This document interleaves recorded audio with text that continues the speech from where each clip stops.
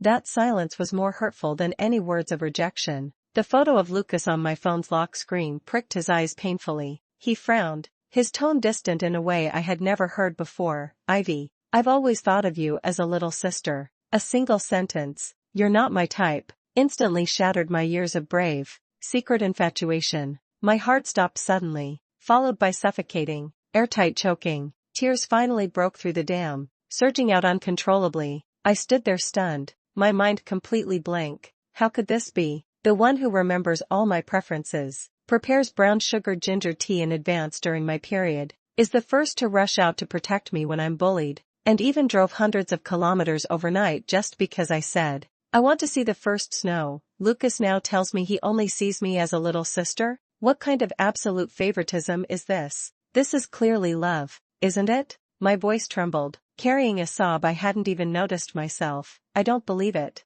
Lucas, you clearly... Ivy, he interrupted me, his gaze terrifyingly calm. Lovers break up, but family bonds endure. You're just used to my presence, mistaking dependence for affection. He paused, his tone carrying a subtle, almost imperceptible admonition. Go have a few more relationships, and you'll understand. Date a few more times? So in his eyes, my feelings are so cheap, I can switch partners at will. Unwilling to grow wildly like a weed, I mustered all my courage, grabbed his sleeve again, looked up at him. Lucas, I can tell the difference. I like you, not out of habit, not out of dependence. Can you give me a chance? He fell silent. I cried until I was gasping for breath, feeling like a clown performing a one-man show in front of him. Embarrassing, yet ridiculous. Finally, I cried until I had no strength left, slowly stopping my tears. He looked at me, his eyes showing no pity, only a faint, almost imperceptible annoyance. Taking the initiative is really degrading. Lucas coldly pulled his hand away from mine. This sentence was like a bucket of ice water, extinguishing my last bit of hope from head to toe. I was completely sober. Yeah, how could I forget? Lucas is the favored son of heaven, the heir apparent of the Sterling Group, never lacking girls flocking around him. Just a fool who, relying on being childhood sweethearts, foolishly dreams of reaching for the stars. I took a deep breath, forcing out a smile more pitiful than tears, and softly called him, "Brother Lucas." What am I then? His body seemed to stiffen for a moment. "I understand," I said. "I won't bother you anymore." After saying that, I turned around and, step by step, walked out of his apartment, and out of the 10-year dream I had held on to. It started to rain outside, not heavily, but enough to soak me through. The cold rain hit my face, mixing with the still wet traces of tears, indistinguishable from each other. I walked aimlessly, like a lost soul abandoned by the whole world. Suddenly, an umbrella appeared above my head. I looked up in confusion and saw a delicate, clean face. It's Jaden, the top student in our school's computer science department, the kind who wins awards left and right. We're not really close. We've only seen each other a few times in public lectures. Ivy? He called my name somewhat uncertainly, then shifted his umbrella a bit closer to me. Are you okay? It's raining pretty hard. Want me to walk you home? I shook my head, my voice hoarse. Thanks, no need. I want to be alone to process this sudden heartbreak. Jaden didn't insist anymore. He just shoved the umbrella into my hand. Take it. Don't catch a cold. He then turned and ran into the curtain of rain, holding the umbrella still warm from a stranger's touch. My heart was filled with mixed emotions. When I got home, I unsurprisingly developed a fever, high fever, headache, and body aches all over. Is this the labor pain of rejection? It came more fiercely than I had imagined. I lay in bed, feverish and dazed, but my mind kept replaying every word Lucas said, every expression on his face. Little sister, not my type. Being the one to make the first move is degrading. Every word strikes at the heart. It turns out that what I thought was deep affection was, in his eyes, nothing but a joke. A few days later, Lucas's mother, who was my nominal godmother, invited me to a family dinner. I wanted to refuse, but her warm tone left no room for decline. Dragging my body just recovered from illness, I still went. Lucas was also at the banquet. When he saw me, his eyes flickered away for a moment. Then he quickly returned to his usual gentle and polite demeanor, as if the unpleasant parting that day had never happened. During the event, I noticed a beautiful girl sitting next to Lucas. They were laughing and chatting happily, behaving intimately. The girl was called Serena, said to be the daughter of the founder of a rising tech company. A perfect match for Lucas's family. The hand I had resting on my knee unconsciously clenched tightly. What chilled me to the bone was that I saw Serena wearing a necklace around her neck. That necklace was the one I had seen not long ago in a jewelry store window. And I casually told Lucas, "It's really beautiful." I sneered inwardly. He smiled without saying a word at that moment. I thought he didn't take it to heart. It turned out, he did take it to heart, but it wasn't for me. At that moment, I finally understood that the true purpose of this family dinner was to matchmake Lucas and Serena, and I was just an insignificant background figure. My heart felt as if it was being tightly gripped by an invisible hand, aching so much that I could barely breathe. I held back the tears welling up in my eyes, used the excuse of going to the restroom, and fled in a panic. Around the corner in the hallway, I saw Lucas and Serena standing side by side. Serena stood on tiptoe and kissed Lucas on the cheek. Lucas did not dodge. Instead, he lowered his head and smiled at her gently, his eyes full of a tenderness I had never seen before. That scene was like a sharp knife, stabbing deeply into my heart. I even suspected that Lucas did it on purpose for me to see. Let me see clearly what kind of insurmountable chasm lies between him and me. I turned around and returned to the banquet hall, walking straight up to Lucas. Everyone looked at me in surprise. I took a velvet box out of my bag and handed it to him. "Brother Lucas, I'm returning this to you. Inside is the watch he gave me for my birthday last year. Quite expensive." He was stunned, his brows slightly furrowed. "Ivy, what are you doing?" They made me completely lose hope. "Fine, very well, nothing." I tried to keep my voice calm. "I was immature before and accepted too many expensive gifts from you. Now I realize, we're just siblings, and I shouldn't accept these. From now on, please don't give me anything anymore." After saying that, I didn't look at his shocked expression again and turned to leave the Liu family. This time, I didn't cry. My heart had already gone numb. Life still has to go on. I forced myself to clear Lucas from my mind and focus on my studies. On the weekend, my friend Liam invited me to his birthday party. The party was lively, but I was somewhat distracted. "Ivy, what's wrong with you lately? You seem distracted." Liam leaned over with his wine glass. I gave a bitter smile and briefly told him about what happened with Lucas. After listening, Liam clicked his tongue. "I told you that guy Lucas is unreliable. He has so many flings around him. And someone like you who falls head over heels is the most likely to get hurt. Forget it. Out with the old, in with the new." He patted my shoulder. "There are plenty of beautiful flowers everywhere. No need to be obsessed with just one." Another friend chimed in. "Exactly, Ivy, you have such great qualities. And there are people lining up from one end of the street to the other chasing after you. Why insist on hanging yourself from just one tree?" Liam suddenly lit up. "Hey, I have an idea. You've never been in a relationship and don't know what real liking feels like, right? Why not find a handsome guy to experience what it's like to be pursued? I know a few male models, good-looking and well-built, sweet talkers who know how to pamper you.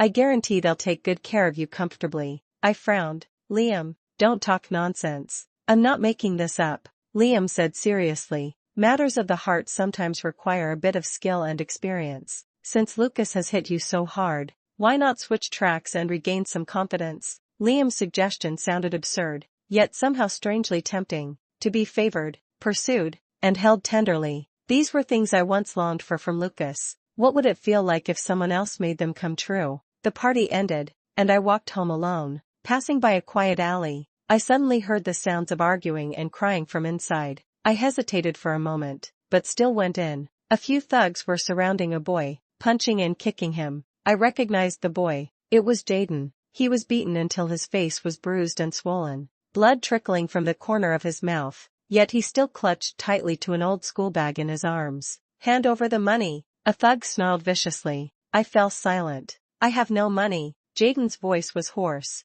but full of stubborn defiance. I couldn't stand it any longer and rushed out. "Stop. What are you doing? I've already called the police." The thugs obviously didn't expect someone to step in and cause trouble, and they were momentarily stunned. I took the opportunity to help Jaden up and shielded him behind me. "Stinky girl, mind your own business." The lead thug, embarrassed and angry, walked towards me. I forced myself to stay calm, took out my phone and waved it around. "The police will be here soon. If you don't leave now, get ready to go to jail." Perhaps it was my calmness that intimidated them. Or maybe they were also afraid of getting into trouble. The few thugs exchanged glances, cursed a bit, and ran off. I breathed a sigh of relief and quickly checked Jaden's injuries. "How are you? Do you want to go to the hospital?" Jaden shook his head and wiped the blood from the corner of his mouth. "I'm fine, thank you." He looked at me, his eyes complicated. "Sorry to trouble you again. Don't talk about that for now." I helped him out of the alley. "Where do you live? I'll take you home." On the way to take Jaden home, I came to understand his predicament. His parents passed away early, and he only has an elderly grandmother to take care of. He relies entirely on his own part-time work and scholarships to cover tuition and living expenses. Inside that old school bag he clings to tightly are the scholarship funds he just received and money to buy medicine for his grandmother. I suddenly remembered that rainy night when he gave me his umbrella and ran off in the rain himself. This person, despite living such a hard life himself, still does his best to help others. A strange emotion surged in the depths of my heart. I arrived downstairs at his place, an old apartment building. I took out my wallet from my bag and stuffed all the cash inside into his hand. "Take this money for now. If it's not enough, I'll find another way." Jaden was stunned and quickly declined. "No, Ivy, I can't take your money. Consider it my way of repaying you for the kindness of that umbrella." I insisted.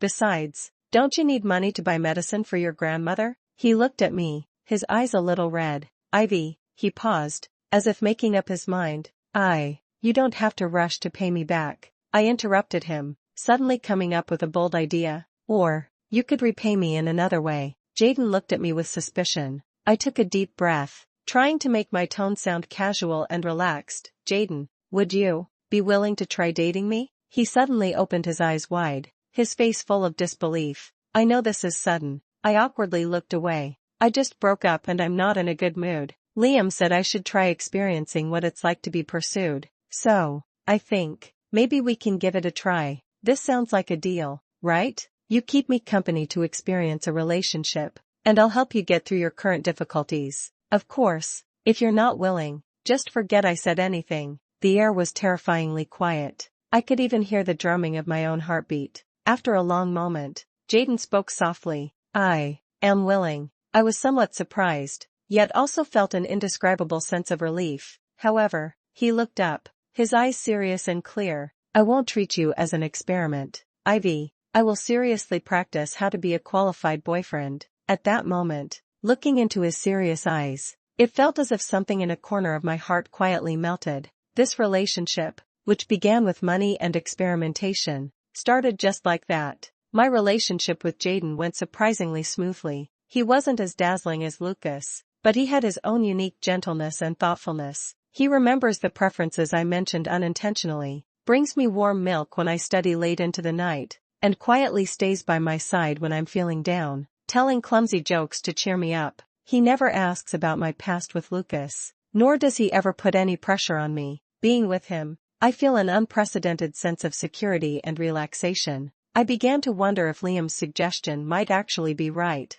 The feeling of being firmly chosen and cherished by someone is truly different. The news of me being in a relationship quickly reached Lucas's ears. That day, I had just finished a professional course when I received a WhatsApp message from Lucas. It was only a few short words. "You're making progress, Ivy." Through the screen, I could feel the dissatisfaction and sarcasm in his tone. I did not reply. We were already over. He had no right to meddle in my life anymore. A few days later, Lucas suddenly called me, saying he had made my favorite Black Forest cake and wanted to bring it over for me. I refused outright. "No need, Lucas. I have a date with my boyfriend tonight." On the other end of the phone, Lucas's breathing grew noticeably heavier, and his tone lost its usual calm. "Boyfriend? Ivy, when did you get a boyfriend? How come I didn't know? How long has it been since we broke up? Are you already so eager to move on?" His questioning struck me as ridiculous. "Lucas, we have already broken up," I said calmly. "Who I am with now seems to have nothing to do with you. Besides, it was you who told me to date more times in the first place, wasn't it? I'm just following your advice now." That night, Jaden walked me home. We said goodbye downstairs at the apartment building. He tidied my hair that had been tousled by the wind, his eyes gentle. "Get some rest early. See you tomorrow." I nodded and smiled at him. Just then, a figure emerged from the shadows. It was Lucas. He was holding a cake box, his face dark and terrifyingly gloomy. When he saw Jaden and me smiling intimately at each other, his pupils suddenly contracted. Ivy, who is he? Lucas's voice was cold, laced with suppressed anger. I instinctively pulled Jaden back a little and met Lucas's gaze. He is my friend. Friend? Lucas sneered, his eyes flicking back and forth between me and Jaden. Just friends? Does it have to be this close? Jaden stepped forward, shielding me behind him, and calmly said to Lucas, "Hello, I am Ivy's boyfriend, Jaden." After speaking, I hung up the phone immediately. Lucas's gaze instantly turned fierce, staring fixedly at Jaden as if trying to burn two holes through him. "Boyfriend?" he repeated, his tone dripping with sarcasm. "Ivy, since when did your taste become so poor?" He looked Jaden up and down, his eyes full of disdain and contempt. Jaden remained calm, neither humble nor arrogant. "My conditions may not be as good as yours, but I am sincere with Ivy." "Sincere?" Lucas seemed to have heard the biggest joke. "How much is sincerity worth?" He suddenly raised his hand and smashed the cake he was holding hard onto the ground. The cream and cake base shattered into pieces, creating a mess everywhere. "Ivy, you'd rather be with someone like that than look at me again?" Lucas's expression twisted with anger. "Have you forgotten who has been taking care of you and protecting you all your life?" I looked at his hysterical state, feeling both unfamiliar and pitiful. "Lucas," I took a deep breath, trying to keep my voice steady, "I am grateful for the past, but that doesn't mean you can interfere with my present and future. Jaden is the one I have chosen. I like him. Please don't come to disturb our lives anymore." Lucas stared at me intently, his eyes full of disappointment and hurt. Well, Ivy," he said through gritted teeth, "you will regret this." After speaking, he turned around and left without looking back. Watching his angry back, I felt no satisfaction, only a deep weariness. Jaden gently held my hand, silently giving me strength to clear my mind and to formally introduce Jaden to my circle of friends. I took him to a skiing gathering with my friends. Jaden isn't very good at skiing, but he learns very diligently. He takes care of me meticulously, helping me put on protective gear, being the first to help me up when I fall, and giving me his own jacket when I'm cold. Our friends all noticed and teased me, saying I had found an extraordinary good man. I looked at Jaden's nose, red from the cold, and felt a warm glow in my heart. Just as we were having a great time, an uninvited guest appeared. Lucas. He was dressed in professional ski gear, gliding down the slope with agility, and stopped in front of us. What a coincidence. "Ivy." He took off his goggles, but his smile didn't reach his eyes. A well-meaning friend suggested, "Lucas is so good at skiing, why not have a competition with Jaden?" I immediately refused. "Jaden just started learning, how can they compete?" Lucas raised an eyebrow and looked at Jaden. "What, afraid to try?" Jaden glanced at me and calmly said, "I can." I know Jaden doesn't want to put me in a difficult position. The competition has started. Lucas's skills are indeed excellent, like a black lightning bolt racing down the snowy slope. Although Jaden skis slowly, he is very steady. Just as they were about to reach the finish line, Lucas suddenly accelerated and slammed hard into Jaden from the side. Jaden was caught off guard and was sent flying, crashing heavily onto the snow. "Jaden!" I screamed as I rushed over. Jaden lay in the snow, his face pale, cold sweat seeping from his forehead. His leg was twisted at an unnatural angle. I was trembling with anger, suddenly turning around to glare at Lucas. "Lucas, did you do it on purpose?" My heart sank. How could he be here? Lucas stood not far away, showing no trace of guilt on his face, but rather a cold sneer of satisfaction. "Isn't a few bumps and scrapes normal on the ski slope?" "You." I was so angry I couldn't speak. The friends around also noticed something was wrong and all started blaming Lucas. Lucas didn't care at all. Instead, he walked up to me with a cold tone. "Ivy, are you going to turn against me just for a man like that? He is my boyfriend." I couldn't hold back anymore and declared in public, "I like him." "Lucas, what right do you have to treat him like this? Also, please apologize to Jaden immediately." Lucas's face instantly turned ashen, his eyes filled with rage. "Boyfriend?" He sounded as if he had heard something unbelievable. "Ivy, I've been caring for you in vain." He suddenly kicked the snowboard beside him with force and shouted angrily, "Just you wait." After saying that, he rushed down the mountain without looking back. I watched his angry back as he left, feeling a chill in my heart. How could the person I admired for 10 years become like this? Jaden has a broken leg and needs to be hospitalized for treatment.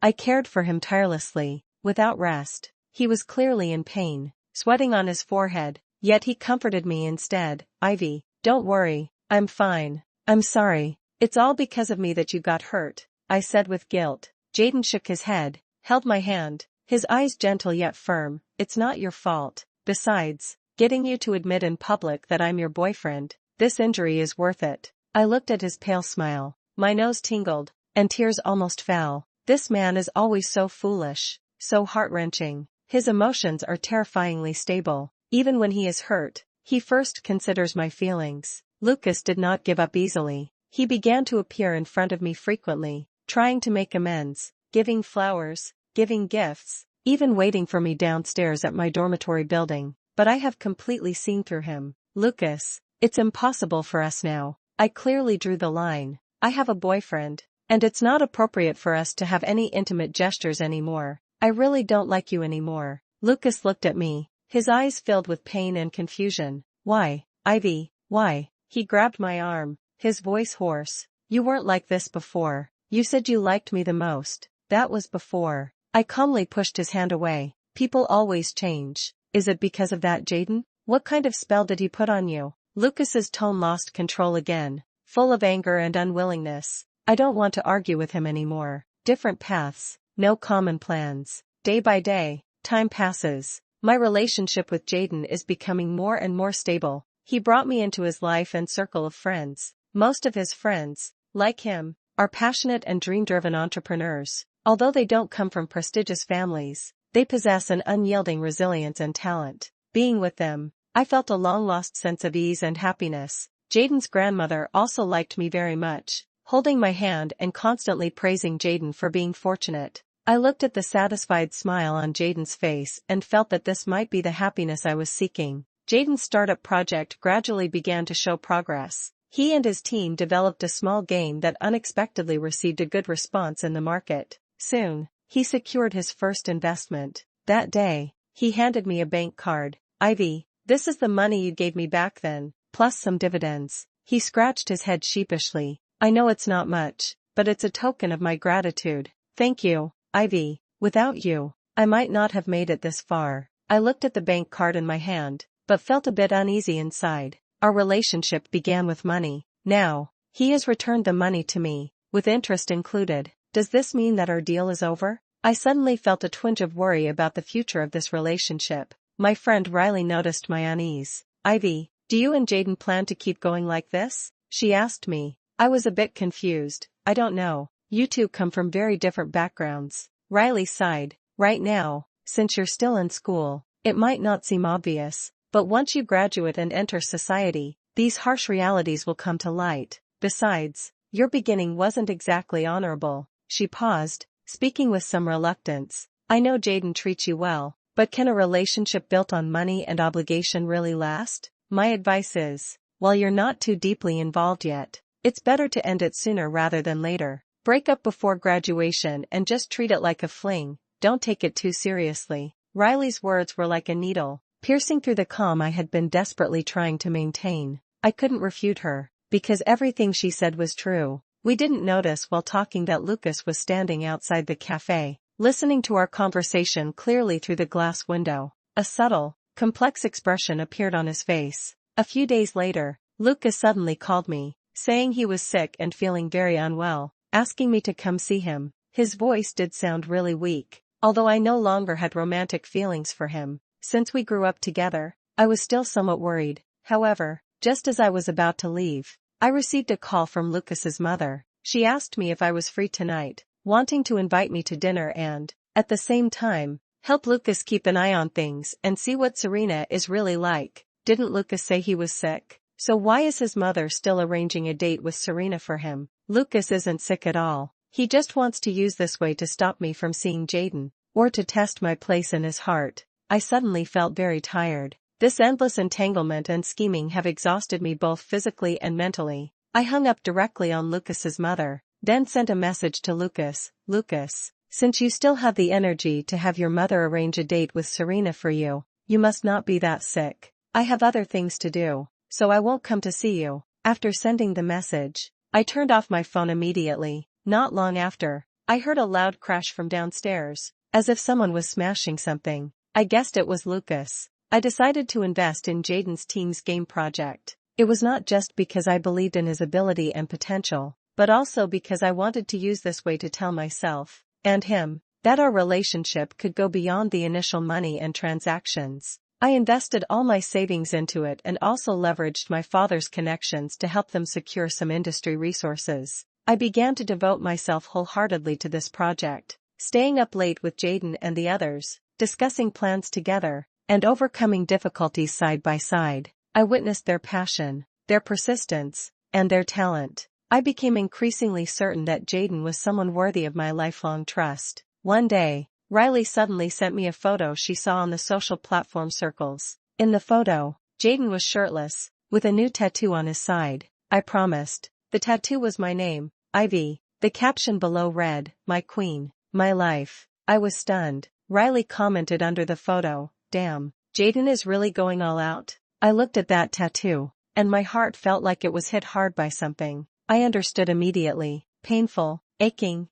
and with a hint of sweetness. Just then, I received a WhatsApp message from Lucas. Only one question mark? I did not reply. I began preparing the materials for studying abroad as originally planned. This is the life path I have long planned, and it will not change because of anyone. On New Year's Eve, Lucas called me again, inviting me to stay up late together and said he had prepared a New Year's gift for me. "Brother Lucas, I've grown up now. I'm no longer the little girl who needs you to give me gifts. Besides, I've clearly told you, I don't like you. Please stop wasting your efforts." After hanging up, I drove to find Jaden. We set off fireworks in an open area in the countryside. The brilliant fireworks blossomed in the night sky, illuminating our faces. Jaden hugged me from behind, resting his chin on the top of my head. "Ivy," he said in a low, gentle voice. "Thank you." I turned around, stood on tiptoe, and kissed his lips. It was a deep and lingering kiss, free of any impurities, filled only with pure love.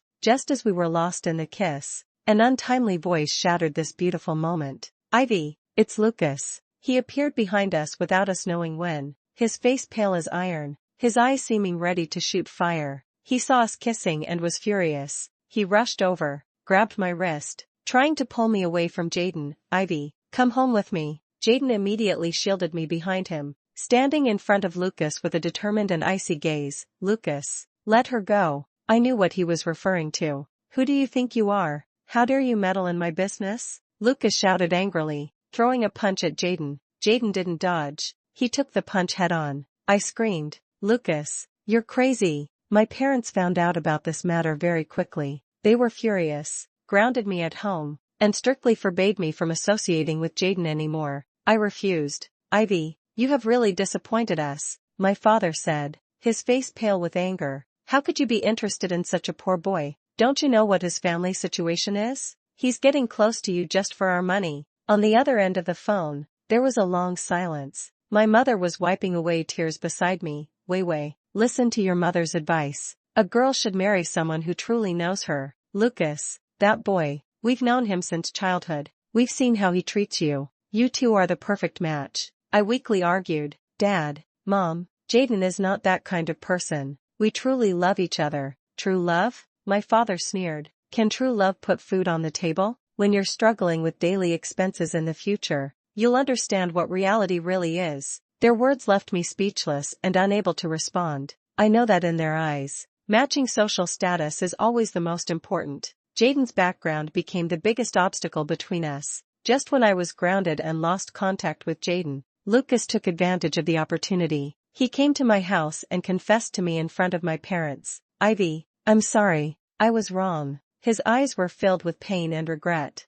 "I didn't know what I wanted before. That's why I said those things that hurt you. Actually, I've liked you for a long time. It's just that I was afraid that if we became lovers and then broke up, we wouldn't even be able to remain siblings. Seeing you with that Jaden, I was so jealous I was about to go crazy. That's when I realized, I simply can't be without you. Ivy, please give me one more chance. Okay, let's start over." I watched his tearful performance and could only feel the irony. "Lucas," I asked him calmly, "if I weren't with Jaden, if I were still chasing after you like before, would you still say these things? Is your so-called regret really because you like me, or because you can't accept that I no longer belong to you?" Lucas was left speechless by my question. his face turning pale and then flushed. I laughed, a laugh tinged with sorrow. The scene quickly got out of control. Lucas, I'm no longer the foolish Ivy I used to be. Your affection is too cheap. And too late. A few days later, Serena suddenly came to find me. I was very surprised. I came to explain something to you, Serena said bluntly, about Lucas. At the time, Lucas did refuse you under the pretext of a brother-sister relationship. He said he was afraid of losing you as a sister. In fact, he just couldn't admit that his possessiveness over you had already gone beyond the bounds of sibling affection. The reason he regretted it and went crazy trying to take you back wasn't because he suddenly realized how much he loved you, but because he saw someone else by your side, and saw that you no longer regarded him as your whole world. To put it bluntly, he deserves it. Serena's tone carried a hint of disdain. When he didn't know how to cherish you, he should have expected this day to come. I listened quietly, feeling little emotion inside. I had seen through all of this long ago. Ivy, I can see that you and that Jaden truly love each other. Serena's tone shifted, her eyes softening. He's a good man, and you should cherish him well. I looked at her with some surprise. Serena took a letter and an envelope out of her bag and handed them to me.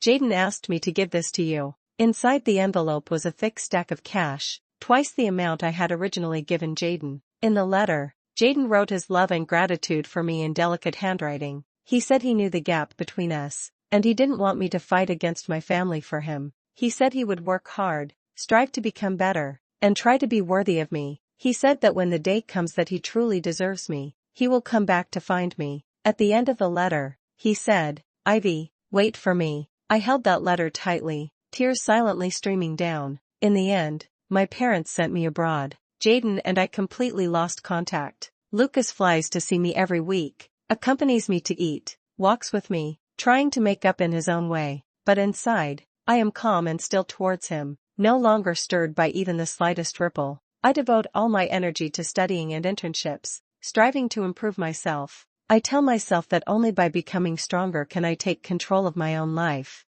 3 years later, I graduated with excellent grades and successfully secured a position at a top investment bank. I was no longer the little girl who needed to rely on her family. I earned everyone's respect through my own abilities and became the pride of the family. During these 3 years, I also kept a close eye on the news back home. I knew that Jaden's company was growing rapidly. His game had become a global sensation, and he himself had become a highly sought-after young elite in the tech world, a rising star frequently featured by major media outlets. The Sterling Group has greatly declined due to several investment mistakes and internal power struggles. After Lucas took over the family business, he was overwhelmed and exhausted from dealing with various crises. I decided to return to my country. The first thing I did after returning was to go see Lucas. In the cafe we used to frequent, I calmly told him, Lucas, I don't love you anymore. Let the past be the past. Lucas looked at me, his eyes slowly reddening,